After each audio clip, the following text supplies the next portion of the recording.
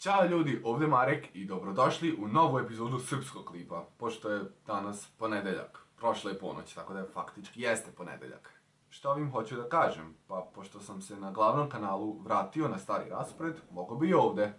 Ovaj klip hoću da iskoristim da kažem dve stvari. Prva stvar, htio bih da iskoristim ovaj klip da se zahvalim DB-u na bukvalno svemu.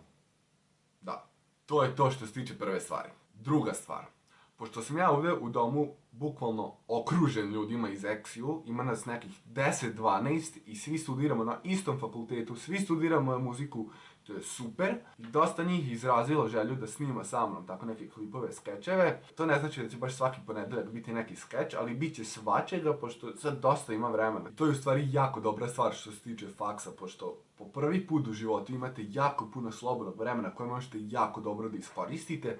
Samo caka je u tome da znate kako da rasporedite slobodno vrijeme i to kad uradite, onda ste majstor.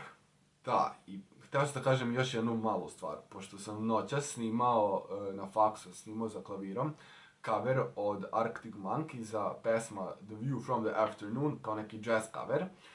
I bukvalno za klip od minut i po, minut 25, tako nešto, imam 48 minuta materijala, tako da trudio sam se da ispane što bolje. Evo sad ću staviti tako neke outtake-ove, pa vi sami procenite da li je vredno gledanja. Ovo je bolesno.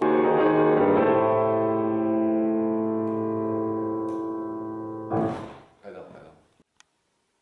Ja ovo snimati 28 put.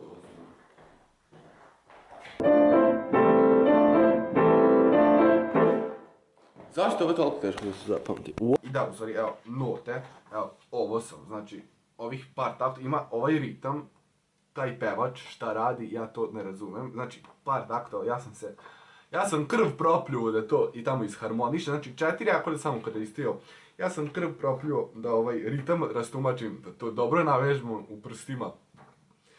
I da, bilo je svačega i tako da baš bi cenio ako bi ga pogledali. Link će biti dole u opisu. I da, hvala što ste gledali ovu epizodu srpskog klipa, mi se na ovom kanalu vidimo sljedeći ponedeljak, a na glavnom kanalu u sredu, subotu i u nedjelju. Aj, poz! Jo.